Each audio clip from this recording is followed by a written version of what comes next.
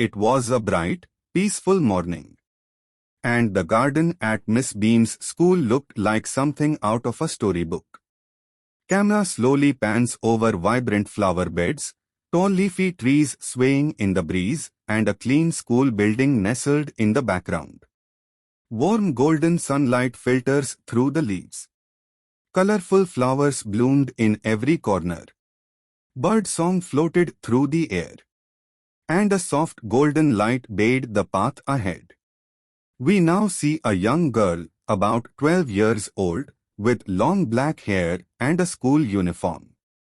Her eyes are covered with a blindfold. She steps forward slowly. A young girl walked cautiously along the path, her eyes blindfolded. Each step uncertain, careful. Yet not alone. Beside her, a younger boy, no older than 8, gently holds her hand. He guides her with patience and care. A little boy, perhaps 4 years younger, held her hand gently, guiding her past the flower beds, step by step. His eyes full of focus. His heart full of kindness. The girl pauses for a moment, turns toward the boy and whispers. He glances up ahead and softly answers her, as if describing the visitor watching them. She stopped and asked him who had come. He looked toward me and quietly told her. The children walk on. The camera rises, showing more children in the distance, laughter echoing faintly as the wind moves through the trees. In that single moment, I knew this was no ordinary school. It was a place where kindness was being taught in the simplest of ways. The moment I stepped into the office, I knew I was in the heart of the school. Camera slowly enters a cozy room with wooden furniture, soft cushions, bookshelves packed with colorful books, and a large window letting in golden sunlight. Through the window, the school garden is gently swaying. It was a quiet, sunlit space, with books lining the walls, and warm afternoon light streaming through the window. Seated near the window, we see Miss Beam, a plump, middle-aged woman with grey hair tied neatly in a bun. She wears a rust orange sari and radiates gentle authority. And there she was, Miss Beam, just as I had imagined. Kind, wise, and full of quiet strength. The camera shifts to the visitor, an older gentleman with grey hair, a salt and pepper beard, and round glasses.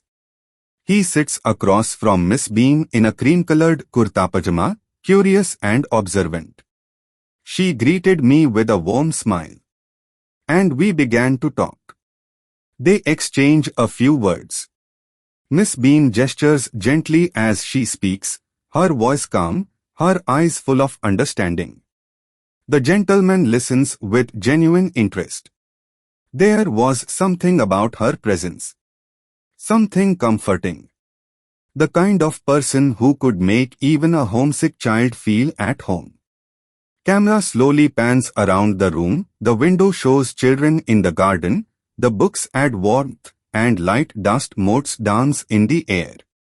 I had come to learn about her methods. But what I found was something far deeper. Miss Beam asked me to take a look out of the window. Camera angle shifts to an indoor scene, a wide wooden framed window bathed in warm afternoon light. The camera slowly moves toward the glass, showing the garden outside. I stepped closer. And what I saw outside was not just a school garden. We now see the garden in full bloom, flowers of many colors, green trees swaying in the breeze, and a clear pathway winding through the grass. It was a world of color and calm. With trees standing tall, flower beds blooming brightly, and children scattered across the playground. Zoom in, a girl in a blue uniform with a blindfold walks carefully, guided by another student. Nearby, a boy with crutches leans on a wooden post, watching others play. But something caught my eye. A girl, her eyes covered with a blindfold, being led gently by a friend. Camera pans to the boy with crutches, then to a small group of children sitting quietly, hands folded in their laps, eyes closed, pretending to be deaf. There was a boy with crutches, and others who sat silently, as if listening to a world they couldn't hear. Camera gently moves back inside to the narrator's face, thoughtful, puzzled. At first, I felt a wave of sadness. Were all these children unwell? Camera lingers on the children helping each other, smiling softly. One child hands a flower to another. But there was no gloom, no misery, just kindness. And something I couldn't yet understand. Warm golden light streams through the trees, casting playful shadows. A bell rings softly in the distance. I stood there quietly, watching this gentle world unfold outside the window, and waiting for Miss Beam to explain what made this school so different. As I continued to watch from the window, my eyes fell on a girl sitting quietly on a bench. The camera slowly zooms in on a cheerful school garden. Birds flutter past. A girl with curly red hair, wearing a blue school uniform, sits on a wooden bench under a tree. Crutches rest by her side. She had curly red hair and a gentle smile. And beside her, a pair of crutches, leaning softly against the bench. She looks around, watching her classmates play and help one another. Her eyes light up at the kindness around her. She didn't run with the others. She didn't chase or shout. But she watched them with joy, as if she were part of something much bigger. In the background, children are seen helping each other. One child guides a blindfolded friend, another gently hands a ball to a classmate with one hand tied. All around her, the garden was alive with laughter, with little acts of kindness, and thoughtful hands reaching out to help. The red-haired girl claps softly as a blindfolded child catches a ball. She smiles, proud, though she sat still. There was a quiet strength in her, as though she knew exactly what this day was meant to teach. The sunlight filters through the trees above, casting golden patches of light across the garden path and onto the children playing. And I began to understand. This wasn't about pain or pity. It was about learning, about understanding, and about being kind, not because you have to, but because you choose to. Miss Beam asked if I'd like to step into the garden, to see for myself what made her school so different. The camera follows Miss Beam and the older gentleman walking side by side through a sun-drenched garden path. The sky glows golden, it's late afternoon. Sunlight casts soft shadows on the ground. She walked beside me, a rust-orange sari draped gently over her shoulder. Her face lit with kindness and quiet joy. Cut to Miss Beam laughing gently, gesturing to the children playing nearby. The gentleman in the cream kurta watches attentively, hands folded, brows raised with curiosity. With a warm laugh, she began to explain. Children in the background guide one another. A girl leads her blindfolded friend along a flower-lined path. Another helps a classmate balance on crutches. A swing sways gently in the breeze. Each day, she told me, children here take on a new challenge. Not just of the mind, but of the heart. Cut to the visitor's thoughtful face as he watches a child carefully place a hand on a blindfolded classmate's shoulder. One day, they might be blind. The next lame or dumb. Not as punishment, but to learn empathy, to feel the world as someone else might. Miss Beam speaks gently, her eyes on the children, her voice full of quiet pride. It's not about misery, she said. It's about understanding misfortune. By walking through it for a day. The visitor slowly nods, visibly moved. The garden behind them glows brighter with golden light. I looked around. At the smiles, the helping hands. And I realized. This school was not just teaching children to think. It was teaching them to care. Miss Beam led me toward one of the blindfolded girls. A quiet, determined figure standing in the sunlight. The camera moves through a sunlit school playground filled with trees and flower beds. Children are seen helping blindfolded classmates and sharing soft conversations. She stood still, her hands slightly raised, as if bracing herself for what she could not see. Zoom in on the girl, around 12 years old, long black hair, dressed in a blue school skirt and white shirt, blindfolded. Her brows are furrowed slightly, not in fear, but in focus. She looked frustrated. But there was strength in her silence. Miss Beam steps back as the older gentleman approaches. He bends slightly to speak to the girl kindly, curiously. She turns her head, sensing his presence. Miss Beam introduced me, then quietly stepped away. The blindfolded girl speaks firmly, her tone honest. She gestures with one hand as she expresses her thoughts. The gentleman listens patiently, intrigued. "Don't worry," she said. "I won't peep. That would be cheating." She sits on a low bench and exhales deeply. The camera catches the strain on her face and the effort behind her composure. I never imagined it would be so awful to be blind. You can't see a thing. You feel like something might hit you any second. The man asks gently if her helpers are kind. She shrugs slightly, her voice low but firm. "Fairly," she replied. "But not as careful as I'll be when it's my turn." Camera shows her holding the edge of the bench tightly. In the background, more children help each other, smiling, encouraging, trying. She wasn't just learning how it felt to be blind. She was learning how to be more gentle, more mindful, more human. We took a slow walk through the garden path. Her hand resting gently on my arm. Each step careful, each moment full of trust. Camera shows a flower-lined garden path, bathed in golden afternoon sunlight. Trees cast long shadows. The blindfolded girl walks slowly beside the older gentleman in a cream kurta pajama. I described the world she couldn't see. The bright marigolds to her right. The soft flutter of butterflies passing by. The way the wind moved through the trees.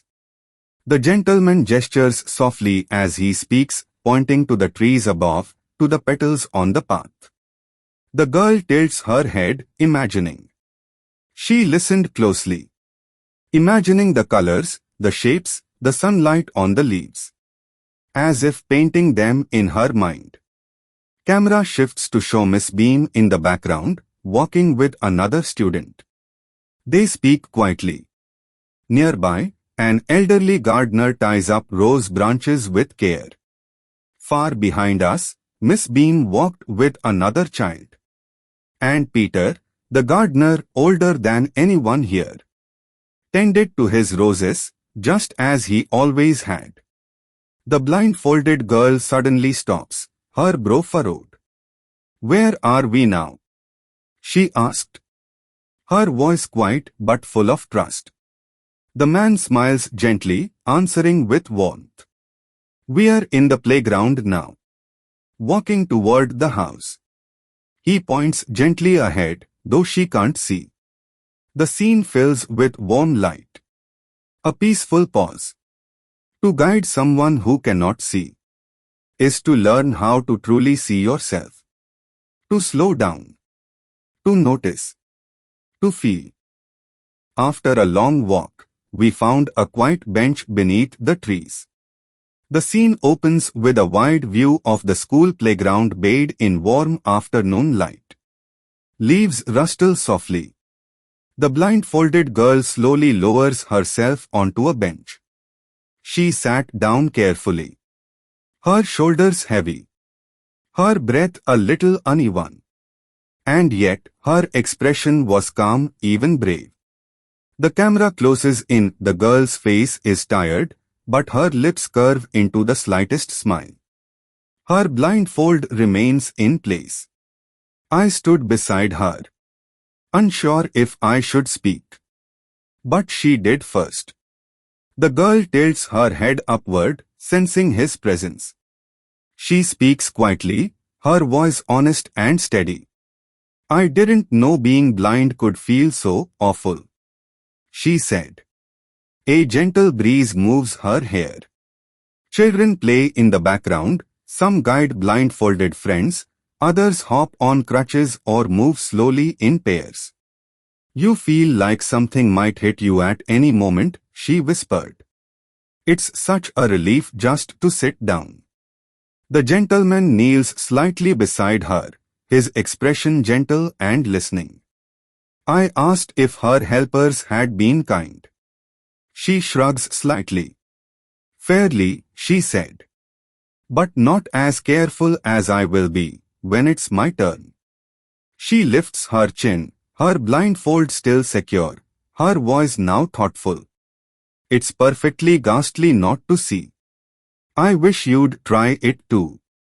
The scene pauses, focusing on her still face. A distant bird call echoes. In her quiet words was a wisdom well beyond her years.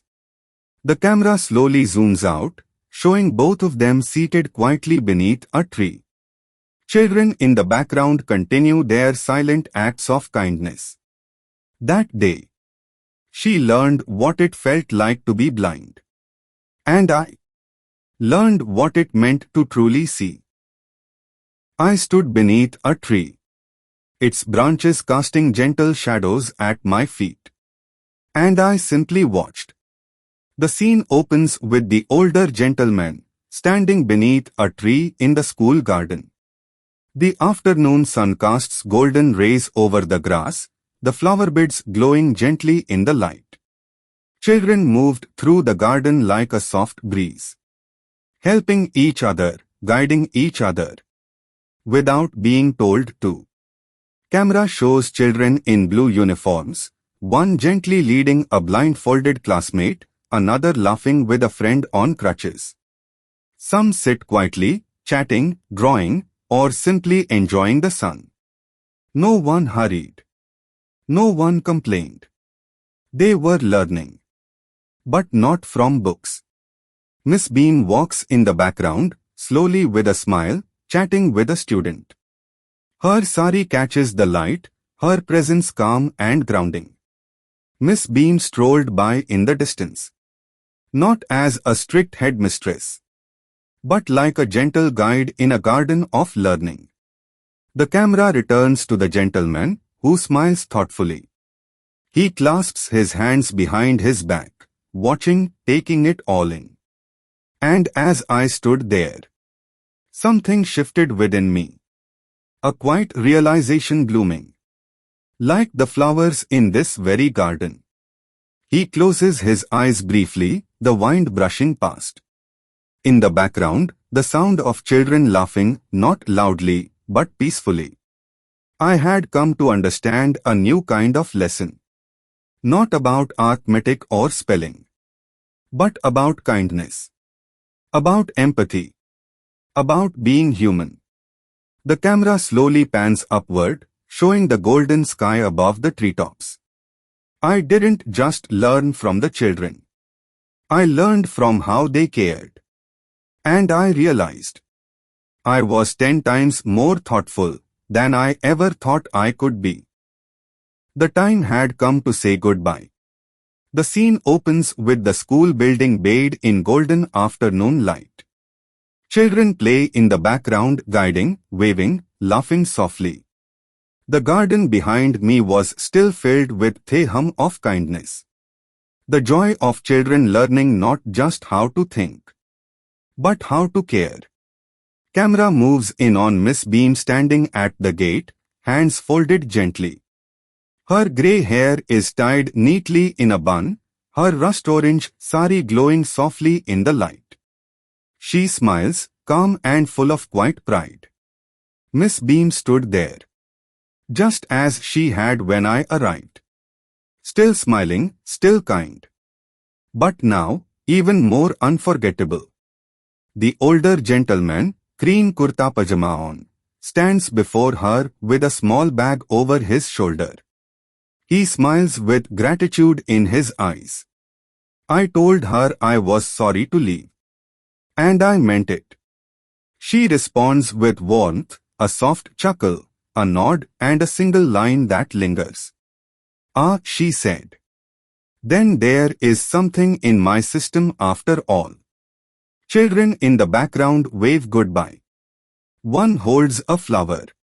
Another helps a friend onto a swing. I had come to learn about education. But I was leaving with something far greater. A lesson in empathy. In understanding. In thoughtfulness. Camera slowly zooms out as the man walks down the path, glancing back one last time. Miss Beam lifts her hand in a gentle wave. The garden glows in the sunlight. And as I stepped away from that different kind of school, I carried with me the quiet hope that every school might one day be a little more like this.